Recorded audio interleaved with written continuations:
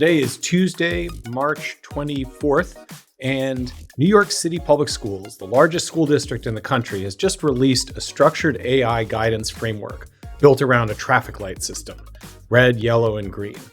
This isn't a vague, quote-unquote, use AI responsibly memo. It's a specific tiered set of rules.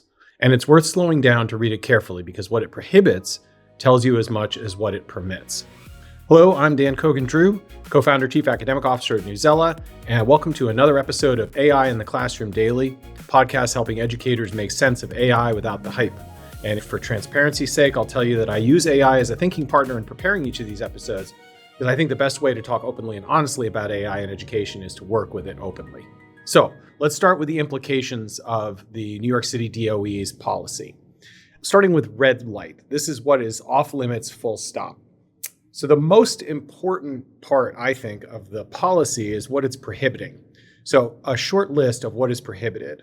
AI cannot make placement, discipline, promotion, or graduation decisions. Cannot decide who is going to be placed in what given tier academically, what kind of discipline should be meted out, whether a student should be promoted or retained, whether a student has qualified for graduation. IEPs and 504 plans must be developed by qualified professionals, no exceptions.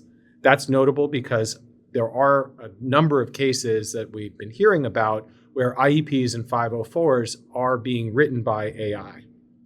Grading remains entirely in the hands of the educator of record, and AI data that's generated by software should be used for advisory purposes only. The teacher must have the final word.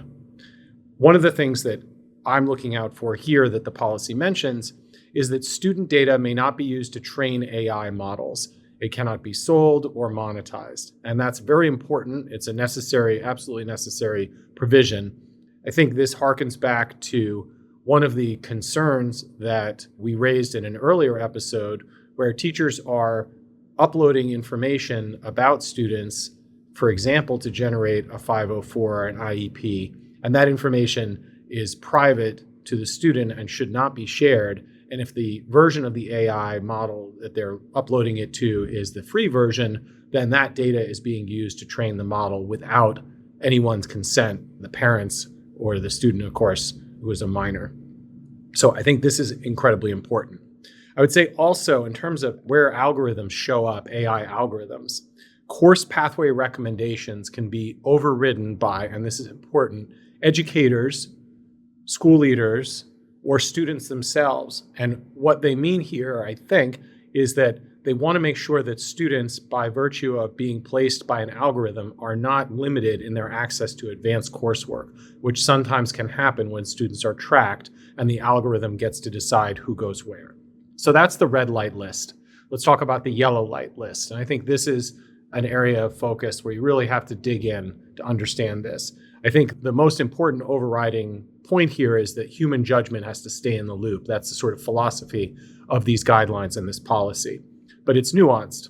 For example, AI can surface patterns in student data, but educators have to interpret them.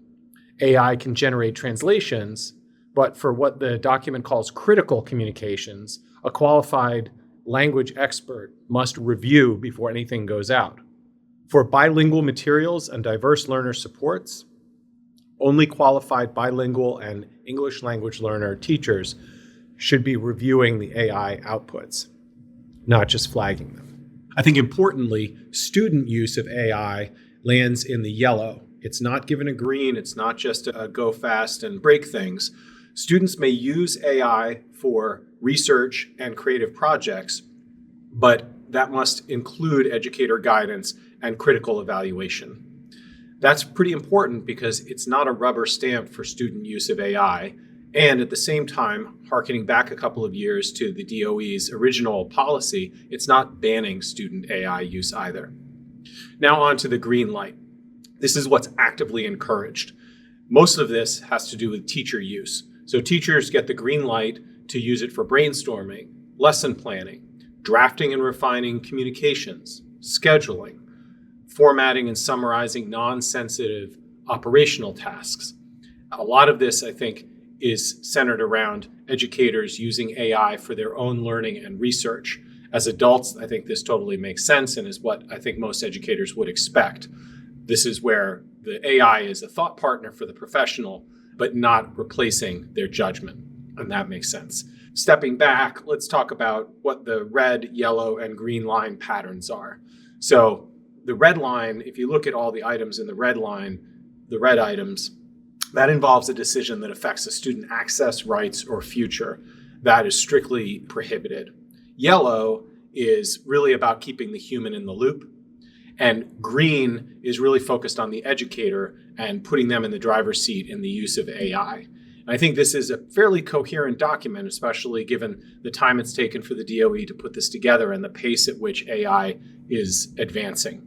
So a couple of takeaways here as you're thinking about this document, and you should definitely read this, certainly if you're in the DOE, but I think it's an important document for everyone to read because it's the nation's largest school system declaring its guidelines, which will be available for public comment for the next 45 days, and then a more full, hardened version will be released. Takeaways. Teachers, take a look at the green light list, which is pretty broad and names a number of specific activities. I think you can feel pretty sure that if you've been looking for permission around lesson planning, drafting, summarization, PD, you have it. You should go do what you've been doing with confidence. But the yellow items are really where you should take your time and make sure you understand where the district is telling you how you can use AI to communicate with families, for example, or about students with IEPs or language needs. For instructional coaches, I think this forms your professional development agenda around AI, helping teachers understand the difference between how AI surfaces a pattern and AI interprets that pattern. You'll need to help teachers and collaborate with each other to figure out how the interpretation layer supersedes how the AI is being used to generate insights.